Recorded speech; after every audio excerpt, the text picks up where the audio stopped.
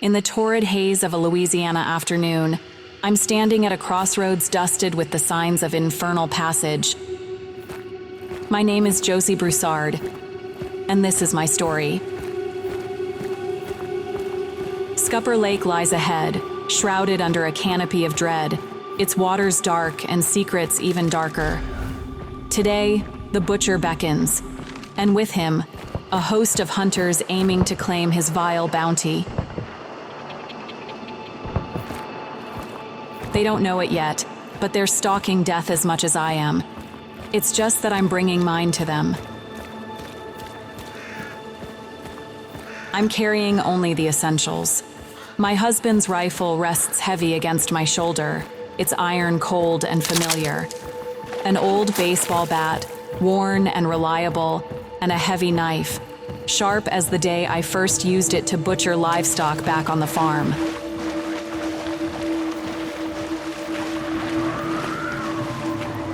As I approached the murky waters of Scupper Lake, a disturbed hive clung to the roof above, signaling trouble. Peering closer, I spotted a couple of enemy hunters. I tried to take a few shots at them, but my nerves got the best of me and I missed.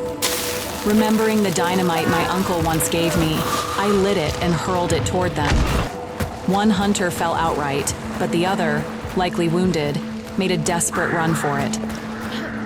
I scrambled onto the nearest roof in pursuit, eyes scanning for any sign of him, but he was nowhere to be seen. All I could hear was a faint, peculiar noise from below.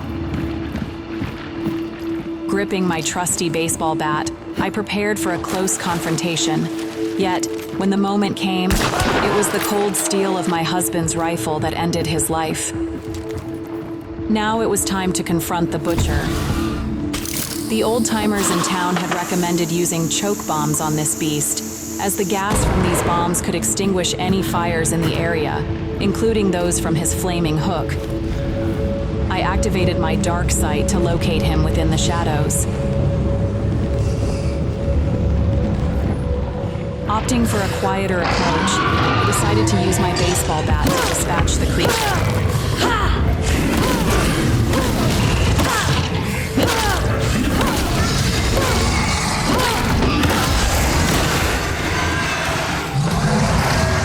Little did I know, my earlier gunshots and the explosion had drawn unwanted attention. As I banished the butcher, I heard footsteps creeping up the stairs. Without a moment's hesitation, I lit another piece of dynamite and threw it towards the noise. The blast was timely and deadly, taking out two more hunters who had hoped to ambush me. Once I had looted both fallen hunters, I returned inside to await the appearance of the bounty tokens, rewards I was told would manifest after successfully vanquishing the creature. The legends held true. Atop the token itself, I also gained a brief bout of enhanced dark sight vision. I used it immediately to confirm that no other souls lurked in my vicinity.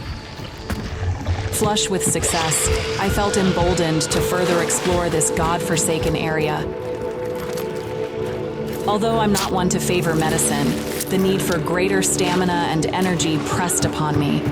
I administered a vitality shot, bracing myself for the long journey that lay ahead.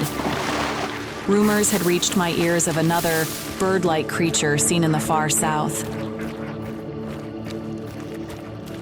I encountered numerous creatures that I was all too familiar with, and I did my best to steer clear of them. Yet, when the air carried the sound of coughing or wheezing, I paused, hoping there might be someone left to save. Each time, my hopes were dashed. Those I found were no longer human, just grunts.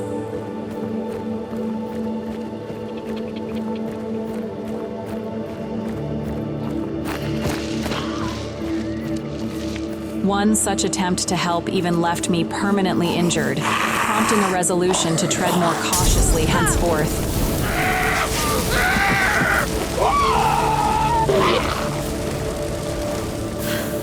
Fortunately, I stumbled upon a small shrine stocked with medical equipment. There, I took a well-needed rest and regained my strength. Continuing south through the Healing Waters Church area, the crack of distant gunshots split the air. It was unmistakable. Another hunter had found the bird-like creature first and was already engaged in battle. Upon my arrival at Davant Ranch, the air was alive with gunshots. I resorted to using dark sight once again and immediately located an enemy hunter. Caution was paramount, as the bird-like creature known as Scrapbeak was holed up in the building adjacent to me. It became clear that the hunter was aware of my presence. I planned to end both the hunter and the creature with one explosive move. Unfortunately, luck was not on my side. As I prowled near the building, footsteps alerted me to his position. He burst into the open, and again, my initial shots went wide as fatigue from the long journey weighed on my arms. Taking a deep breath, I lit the dynamite, but my throw faltered, and subsequent shots missed their mark. In a desperate bid, I hurled another explosive, which also failed to find its target. My adversary chose to ascend to a higher vantage point on the roof nearby, unaware of my watching eyes. This, I thought, would be his final mistake. Before I could examine his body to ensure he was truly, he staggered to his feet.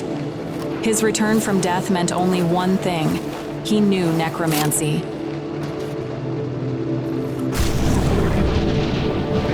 As I scanned the area for other enemies, he rose yet again. My trusty bat swiftly sent him back to the ground. Now, completely drained both physically and mentally, I remained vigilant, unsure of the extent of his dark arts. Then it struck me.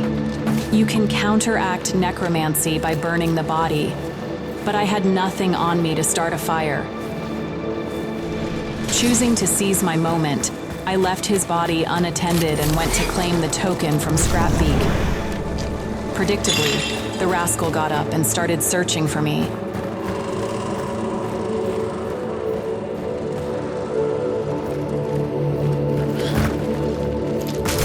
Armed with renewed vigor from the newly acquired token, I managed to end his resurgence with a single shot.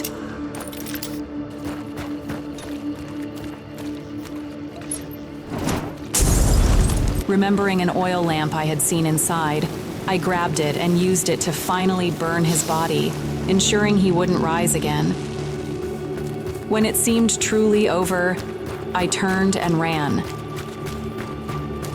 For a woman like me, it had been a hell of a day, and I was now desperate to find safety.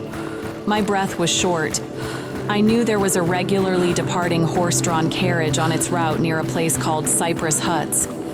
Then I heard it, the unmistakable noise of a disturbed hive. I hastily used what remained of my dark sight and spotted the glowing silhouette of another enemy hunter. Knowing my luck was spent, I continued to run.